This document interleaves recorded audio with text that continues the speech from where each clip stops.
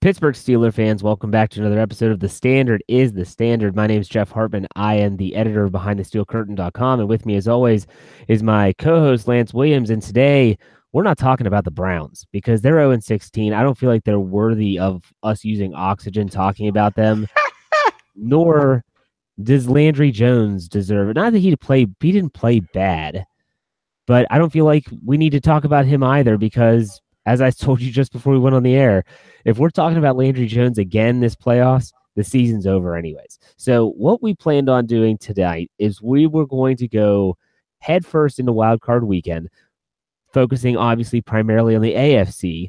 We're going to throw some predictions at you, talk about who we think is going to match up best for the Steelers, who Steeler fans should be rooting for this weekend because of the outcome that would happen in the divisional round. Let's get things started, Lance. And I guess before we start the football talk, I hope you had a good New Year. Was it good for you? It was excellent, man. You know, we get together with some other couples. We go up to Napa, enjoy fine grapes, do spa treatments. Yes, I do spa treatments. I have to moisturize my sexy, Oh my and God. we just have a good time. So yes, All I right. had a fantastic time. And I hope you had a good time as well. But you said you were under the weather. I Oh, was a bit under the weather as well over the Christmas break. I think the whole yeah. country had a touch of the flu and was Oof. sick at some Yeah. point in time.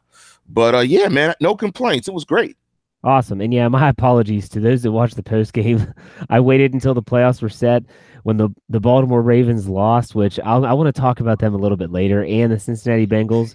But I felt like absolute dog crap, but I had to do the show. I know we have people that listen. It was like a 10-minute show. I didn't want to answer questions. I was like, I feel like hell. So I'm feeling better now. Let's talk about some football. I think the first AFC game, and I could be wrong, but it doesn't really matter, is on Saturday. I want to say that it's the night game. It might be Tennessee at Kansas City. This is the number 4 seed Kansas City hosting the number 5 seed Tennessee Titans at Arrowhead Stadium. Lance, my first reaction with this, and if you look at the whole schematics of the AFC playoff picture, is that the only teams that the Steelers could potentially play in the divisional round are all rematches. Now, in this case, the Chiefs and the Titans, the Steelers beat both of those teams. It was very close in Kansas City. It required that, if you recall, that pass that went through the defender's hands and Antonio Brown corralled it and ran in for a touchdown. What are your thoughts? I mean, let's be honest here. No DeMarco Murray probably for the Titans.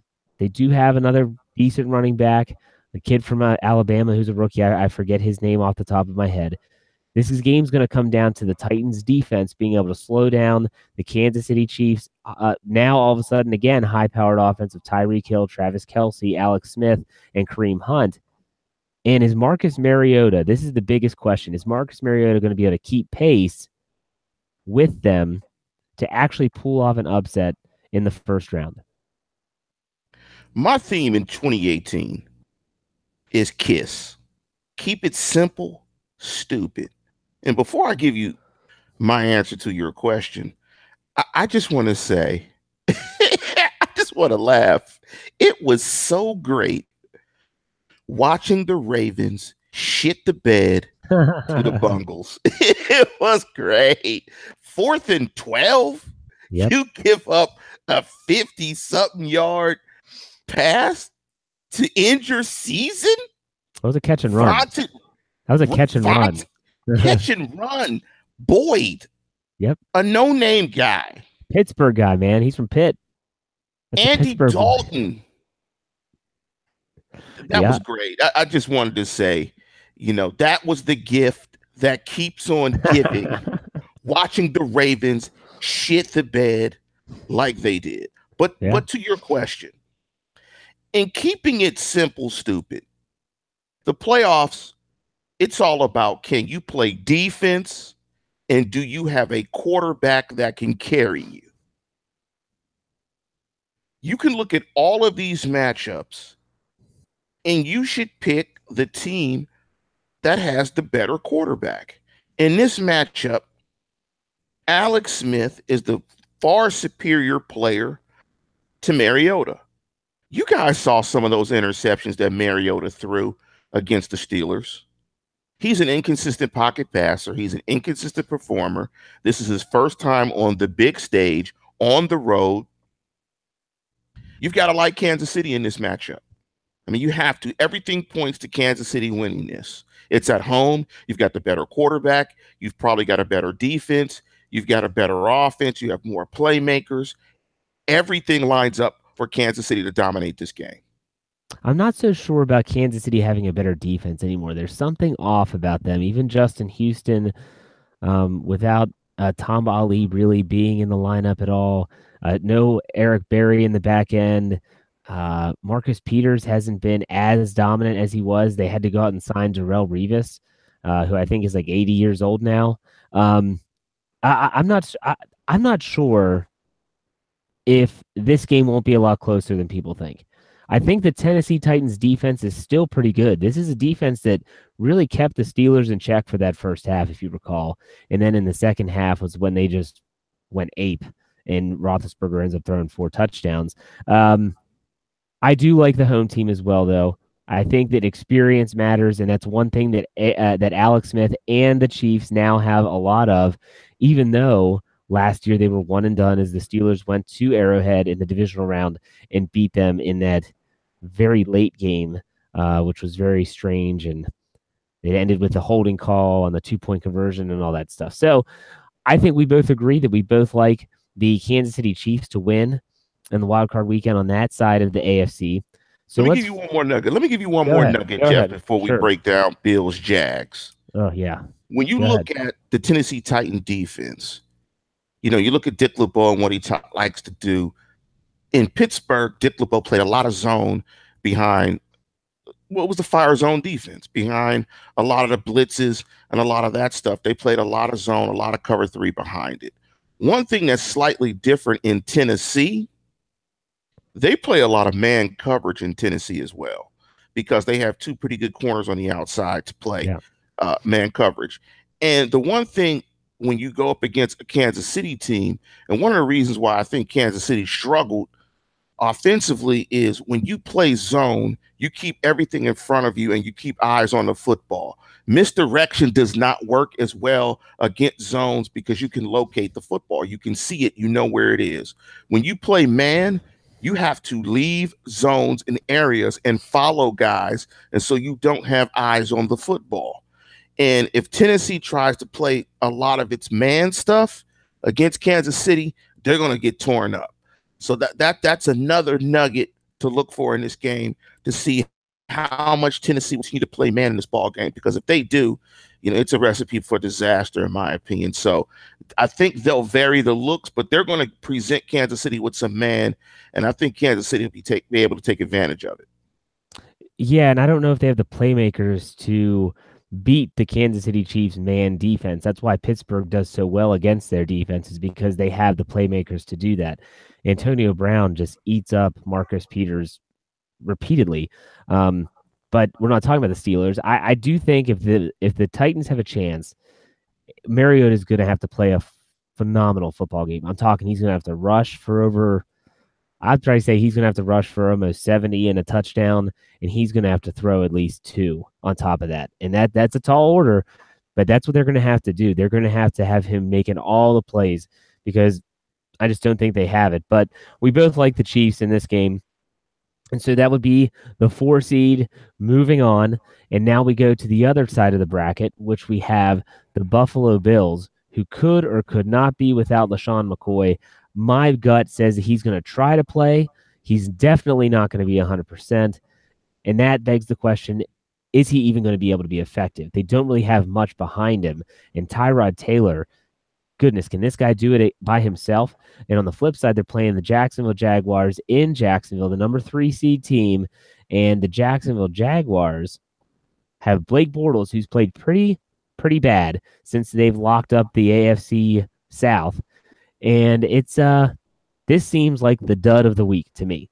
I mean, let's be honest. I mean, you've got a team in Jacksonville that just likes to run the ball. They have a very good defense, and you have Buffalo that, my goodness, sometimes they are scratching and clawing for every inch on the football field. What does your gut tell you about this matchup, Lance?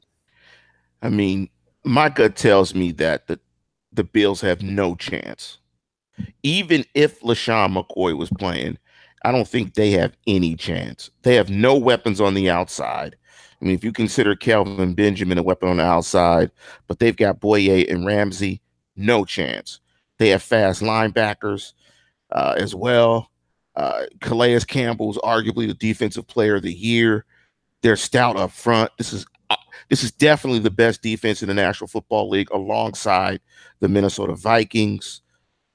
Just lines up to be a bloodbath where Jacksonville absolutely takes the Bills to the woodshed. But big up to the Buffalo Bills. Big up to Bills Nation. It was so refreshing to see that fan base that excited about their football team going to the playoffs. And it just tells you, Steeler fans, you have a lot to be thankful for and appreciative of, because Steeler fans don't get riled up or excited on a playoff appearance. No. So just be thankful that you're a fan base that has 6 championships, numerous AFC championship appearances, numerous playoff victories. I mean, this is just what we do in Pittsburgh. Not so much in other places. And it was refreshing to see that and to see the excitement of the players, the organization, and the fan base. But unfortunately, that shit stops. It stops on Sunday. Yeah, no, I agree with you. And I'm going to go one step further. You said the Steeler fans should be very thankful. I'm going to go a step further and say the Steelers are one of the most spoiled fan bases in all of sports, because getting a first round bye, well, that's not good enough. They have to be the number 1 seed. And even if it was the number 1 seed, there would be someone out there complaining about something. There will be people complaining if this team wins Super Bowl, the Super Bowl number 7. They win Super Bowl 52 in Minneapolis.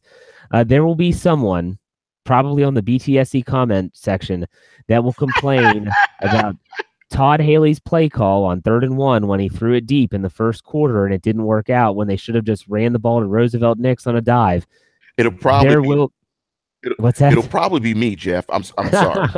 Well, if it is, I'm banning you for life. I mean, you get a permanent ban from the website. And anyone that's listening to this on the website, if the Steelers do win the Super Bowl this year or next year, and I am going to check the comment section very closely. If I see someone complaining, I am going to ban you for life. I'm just saying that. If they win the Super Bowl and you complain, bam, ban, hammer down, just so you know. Okay, back to football. I feel like the Buffalo Bills, I'm saying the same thing that I did with the Titans. They have a decent defense, and it's going to be Tyrod Taylor having to make plays with his legs and his arm if they want to win. And I just don't think he's capable. Mariota, at least at times, has shown capabilities of being a pretty good passer. It certainly didn't look like it against the Steelers, but he has had flashes. Tyrod Taylor has had less than that, and he doesn't have the weapons either. I just don't think that the Buffalo Bills have it. If Buffalo Bill fans, are you just happy to get there, though? Because even if I was a fan, I'm thinking of the Pittsburgh Pirates. I'm a Pirates fan, obviously. I'm a Pittsburgh fan all around. They are a losing franchise in every sense of the word. And when they finally made the playoffs, I wasn't just happy for them to be there. I wanted them to win. And if the Buffalo Bills lose on Sunday, I think they play, is it just going to be one of those, oh, well, at least we made it. At least we ended the streak. I don't get that. Just getting there is not enough. You want to be successful. You want to win, but I just don't see it happening. Lance, I'm suggesting that you also think the Jacksonville Jaguars are going to win on that side of the bracket as well. Yeah, they're going to pound Buffalo. Buffalo don't know how to act, Jeff. They're happy that they're there. Yep. They don't know how to act. If they beat Jacksonville, that city's going to be torn down. Absolutely. Well, they might have to, I'm sure, go through 25-foot snow drifts or something, or it'll be like -8 degrees outside. But whatever they're going to do to celebrate in that type of cold, they will do. They don't know how to act, Jeff. I don't even think they care. They made it to the playoffs. They're going to be drunk, and it is what it is. Okay, so on the AFC side of things, you have the number 4 seed Kansas City Chiefs holding serve at home and advancing. You also have the number 3 seed Jacksonville Jaguars holding serve and advancing. What this means for the Steelers is that the number 3 Jacksonville Jaguars, as the highest seeded team, will travel to Heinz Field in the divisional round, and the number 4, the lower seeded team, would be traveling. The Kansas City Chiefs would be going back to Gillette Stadium, where they beat the Patriots in Week 1. In my opinion, Lance, this is the perfect scenario for the Steelers on all fronts. If somehow, some way, you do not want the Bills to win. You don't want the Bills to win. If the Bills win and they have to go to Gillette, it's going to be a bloodbath there, and it's just punching the Patriots' ticket. But if they lose and the Jacksonville Jaguars come to Pittsburgh, and I really like that matchup with the Steelers, there's a couple things that concern me, but I like the Kansas City Chiefs going to New England against that Patriots team. I think they could beat them again. Do you agree with that sentiment, or do you think there's another scenario you think would work out better for Pittsburgh? Newsflash. Book this, listeners. Book it. AFC Championship will be the Pittsburgh Steelers against the Kansas City Chiefs. Book it. Well, that's not really breaking news. I called that the Steelers wouldn't play the Patriots before Week 15, or after Week 15 a second time. I said that, remember? We can look it up. I could play it back. No, you said that. I agree. Yeah. You said it first. But you're predicting the actual game because the playoffs are set. I agree with you. I think that the Kansas City Chiefs are more than capable of going into Foxborough and beating Tom Brady and company, because they now are getting that offensive swagger back where Tyreek Hill's dynamic again. Kareem Hunt looks like the Kareem Hunt that we saw earlier in the season. And we know that even though James Harrison beat up on the lowly Jets in garbage time, they still have issues on defense. And so Alex Smith's athleticism, I think, is going to be really big in that matchup. So let's talk about what would be going on the other side of the things, though, because if we're both saying, okay, the Kansas City Chiefs are going to win and possibly have an AFC title game in Pittsburgh, do you agree with me that you like the matchup with the Steelers and the Jaguars? They're going to pound the Jags. They're going to absolutely pound the Jags. The Jags match up well against them defensively. You have the corners. They're stout up front, and they have speedy linebackers. The offense is rolling. AB will be back. All signs are that he will be back. He's out catching passes already. So AB will be back. They will be able to spread Jacksonville out, pass protect, and move the ball against Jacksonville. The issue is the running game.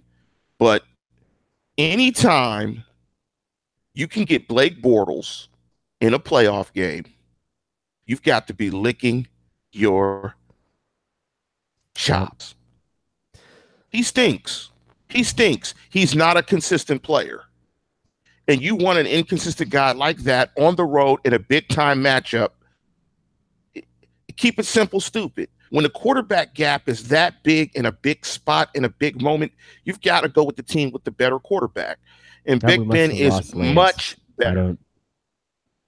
Anyways, I guess I'll pick up where he left off for those that are still listening. Blake Bortles is bad, but I think the one thing that really concerns me the most about this matchup, and I did mention that there is one aspect of the Jaguars that concerns me, and that's the running game. They have 3 very good running backs in their backfield, and the Steelers have had issues stopping the run this season. And if they can't stop the run and force the ball into Bortles' hands, that's a recipe for disaster, because that's going to keep the Steelers' offense off the field. Unless the Steelers are able to get early leads, then that's, and force the Blake Bortles to have to throw the ball. That's going to set up a really close game, and I just don't think that pans out well. Everyone wants to go back to Week 5, that game against the Jaguars when Ben Roethlisberger threw 5 interceptions. People need to remember they hardly ran the ball. I mean, hardly. I don't have the numbers in front of me, but if they end up playing them next weekend, when we have the breakdown on Wednesday, I certainly will have those numbers. But it was so slanted in terms of the passing attack. If the Steelers are just a little bit more balanced, it's going to open up those passes. And the one thing that they do have the outside corners, I like the Steelers and Juju Smith-Schuster, Vance McDonald, Jesse James to really work the middle of the field, and Le'Veon Bell especially out of the backfield. at that time when they played them, Roethlisberger wasn't checking it down like he is now. He wasn't just taking what the defense is giving him. He was forcing the ball to players, especially Antonio Brown, and that led to a lot of those interceptions. So, Lance, are you back with us? I'm back with you guys. Maybe I don't Okay. know what happened. I don't know. But I don't disagree with Jeff. I mean, I think you get Blake Bortles, you just got to be licking your chops. One thing that was the silver lining in the Antonio Brown injury was it forced Ben to actually play quarterback That's a great point. and not be over reliant on Antonio Brown, which is easy to do when a guy's open all the time. You've seen how Juju and Martavis Bryant are feasting. I mean, they are thriving right now. And Vance McDonald is healthy as well. So this offense is, there was that narrative of could the offense score 30 points? Now is, can you stop it? I mean, that's what the narrative is now with this offense. They beat Jacksonville, and the one thing I'm certain of, and it typically happens in the NFL, it's not necessarily a truism, but when you get gouged in the running game by a team, the next time you play that team, you definitely stop the run. We saw the Steelers against Miami last year after they got killed by Jay Ajayi. They absolutely destroyed the run in the playoff matchup. I mean, guys take that person when they get beat up in the running game, and the Steelers will do that because I don't think they got physically dominated. That happens. So, but we'll break that. We'll break down that game if it happens. But I do think they see Jacksonville in the second round, and I think chalk holds. I think chalk holds. For the divisional round matchups, you're going to get 1-4, 2-3. Okay, very good. So we like in the wild card and the AFC side of things, we like the division champs, Kansas City Chiefs, Jacksonville Jaguars, the West and the South and the AFC to win and move on. Let's go over to the AFC. We're not going to talk in depth about them because I really don't care. But I do want to ask you just who you think is going to win. So let's talk about Atlanta, the 6th seed against the Los Angeles Rams. Who you got in this one? They're going to play. Well, it depends on who you have winning. I'm gonna go with the Rams. I think the Rams offense is going to tear up the Falcons just because of the familiarity with some of that Rams staff with the Vikings. I just love what Sean McVay is doing on offense. And I'm a little biased because Jared Goff is a California Golden Bear, and I got to roll with the Bears. Go Oski, baby. Oh, my gosh. Anyways, I like the Rams defense, too, to beat up on Matt Ryan. I like the Rams to advance. That's a number 3 seed moving on. What about this one? This is going to be a crazy game. Carolina, New Orleans Saints. That's going to be in the Dome, I believe. Yeah, the number 4 seed as the New Orleans Saints. Who you have in this one? This is the third time these two teams they'll face off against each other. It's not going to be crazy. They already beat the Panthers twice. You know what that tells me? They're better than the Panthers. Okay. All right. You know what it also tells me? Cam Newton stinks. Let me put that out there right now. Cam Newton stinks. Cam Newton is woefully inconsistent as a passer. Cam stinks. Cam should be better as a pocket passer than he is at this point in his career. Excellent runner. I think the dynamic of him running and passing makes him a special, a generational type playmaker, but he has to be better in the pocket. And right now he isn't that. And he's just too wildly inconsistent. And I love Kamara. I love the running game. I love Drew Brees, the steadiness. And I think they beat Carolina again. And that whole narrative of you can't beat a team 3 times, go check the stats. That happens a lot. And remember the Steelers doing it to the Baltimore Ravens? It happens. 2008, 2009. They went on to win the Super Bowl that year. There's also the last time the Steelers swept the AFC North in the Ben Roethlisberger era. It does not happen often, but they did it again this year. So I agree with you, Lance. I like the Saints. So we would have the Philadelphia Eagles hosting the New Orleans Saints and the Minnesota Vikings hosting the Los Angeles Rams. That will be 2 very good games, along with 2 very good games on the other side of things. I can't help but think out of those 4 divisional games, Pittsburgh and Jacksonville, Pittsburgh might actually have drawn the best opponent out of all of those. So think about that, Steeler fans, for a second. As you spoiled brats are complaining about the number 2 seed, just think about that for a second. So, Lance, I know you wanted to talk about a guy we like to call Tequila Cowboy a little bit before we call it a show. If you don't know who Tequila Cowboy is, well, Lance is going to fill you in, and then I do have a WTF segment before we send it off. Let me just say this, listeners. I don't make anywhere near the amount of money as Todd Haley. And I went to a hotel and a spa and did not party with the proletariat and had a private room for dinner and the whole nine yards.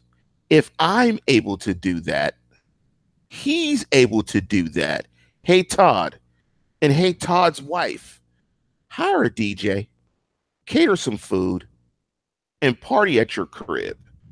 That's one. Knucklehead that wants to threaten his wife and or Haley. Come on, dude. Are you a Raven fan? Leave the OC alone. He has to game plan. Leave him alone. Come on, man. Aren't we in this together? Aren't we trying to get number 7 for Mr. Rooney? And you're going to try to assault his wife and fight the OC? Who's that guy? Can that guy be excommunicated from Steeler Nation? Come on, Steeler fans. Find that guy and do what it is we do. I'm not telling you what to do. I'm just saying find and do what it is that we do. Black and gold style. And let's make it physical. Well, that's a great message for the Tequila Cowboy. He might want to think about that the next time he wants to book a reservation somewhere public. My WTF segment is a little bit more football related, and it goes out to the Cincinnati Bengals. And I do have to say that I have proof of this on our Behind the Steel Curtain Twitter feed. Follow us at BT Steel Curtain.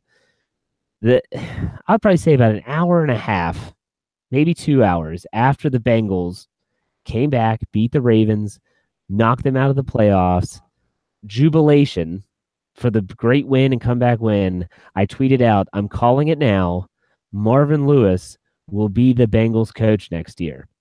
And the comments I got were everything from good, that means it's good for the Steelers, or you're crazy, there's no way, or they already said they were going to get rid of him. And I didn't say anything. I just said, okay, I hear you.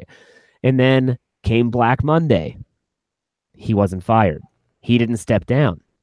They said they're going to talk.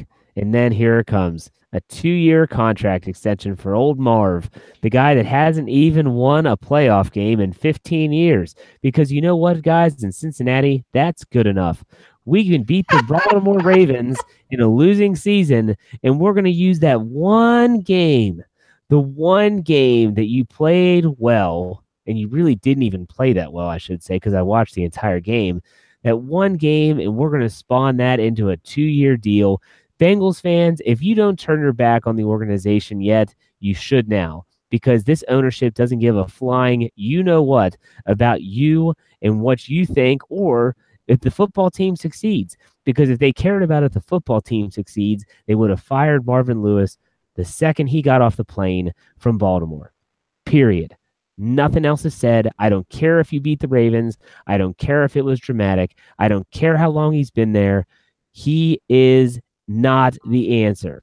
And I'm going to go a step further and say, Cleveland Browns, at what point are you going to go and say, I get that you're trying to be the stability like the Steelers, but when you're 1-31 or whatever the number is, what?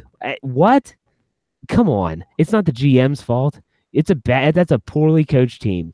That is a poorly coached team, and all those high draft picks that they've taken other than Myles Garrett, you're literally sitting there saying, was this guy really a first-round pick? Was Jabril Peppers really a first-round talent? Was Deshaun Kaiser, is he the guy? No, he's not the guy. He's a project. He was a project when he came into the draft, and yet some coach, i.e. Hugh Jackson, said, he's our man. Stupid. Idiot. You're fired. That's what it should be. You got 2 years. You won one game in your first year. You didn't win any in your second, and they're bringing you back. I don't get it. I really don't get it. I do like the fact that minority coaches have those consistent jobs, but at the same time, owners have to literally be the dumbest people on the planet to keep these guys around, especially Marvin Lewis, because that's a roster that is completely different than Cleveland. Cleveland is a roster that is still, it's like at its budding phase. It could show some blossoms here in the few years, but I don't get it. Lance, you can chime in on that if you want to send us out. Let me just I just don't. I just don't get it. I don't get it at all. WTF? let me just ask you this, Jeff. What's that? I'm Hugh Jackson. I'm Yeah, talking to what's it, James Haslam and Jimmy Haslam. Yep. Jimmy Haslam, and we're like Mr. Haslam. Um, we're progressing. He's like, yeah, we are. We have no wins. Um, what do I have to do to get fired? There's nothing you can do to get fired. You've already gone 0-16. Just enjoy yourself next season, coach the team, and hopefully, they'll get better. I mean, what does he have to do to get fired? If you go 1-31, what's the low mark? I don't know. What do you have to do to get fired? Did you hear his post game press conference after the Steelers loss? He was playing the victim. He was playing. I'm not joking. Go to YouTube, type in, or go to clevelandbrowns.com or turdstains.com, whatever it is, and you'll see he says, look, not everyone can do this. This is tough, but I'm doing it because I love these players. Like, what? You're the coach that has not won a game this season. All these players that Deshaun Kaiser now has this 0-16 stain on his resume, and he's probably going to go the way of like Brady Quinn, even though I think he has talent. He just needs to be behind someone and learn. I don't get it. You know that I like Deshaun Kaiser. I liked him coming out of the draft. I did not think he was a day one starter. I always thought that the Steelers should pick him up if he's free agent and let him, if Ben Roethlisberger stays for 2 more years, let him learn, let him mature, let him see how it's done. And I think you'd see a different product on the field. But as for the coaching staff, these guys, it's the owners. And I don't know how Browns fans are still fans. I really don't. I mean, at what point is enough? Because there's come a point where with the Pirates where I'm almost like, yeah, I'm almost done. I'm almost done with owners that don't care about winning, because that's what it seems like to me. Because I don't think the Pittsburgh Pirates care about winning. They just want to make some money. So I'm listeners, done. I'm done. Listeners, I want to apologize that we've talked about the Bungles and Browns. So I just want to apologize. This is what happens when you have a bye week. Yeah. You talk about the Bungles and Browns. So sorry about that. We won't make that mistake anymore in 2018. Well, yeah. There's no need to until they get down the road. So with that said, folks, enjoy Wild Card Weekend. I always love Wild Card Weekend and divisional round because you have all those games. It's a lot of fun to watch. Some really good teams. There's a lot on the line now. It's the tournament, single a limb. You got to win or you go home. So enjoy the games. Make sure you come back. Maybe we'll do a show on Sunday once we figure out who the Steelers play. We'll fly by the seat of our pants. We'll see. Lance probably will flake out like usual, but it's okay. I'll still do it. Well, what we can do is we can pound our chest when our picks are right. Okay, I'm down with that. I'm always down with that. So I'm down thumping, popping my collar and pounding my chest and telling you I'm a genius. I mean, I love doing that. So yeah. Absolutely. So we might be back on Sunday to figure everything out. And then obviously next Wednesday, we'll be back to preview the upcoming divisional round games. In the meantime, make sure you check out BehindTheSteelCurtain.com for all your Pittsburgh Steelers needs. For Lance, I'm Jeff. Bye.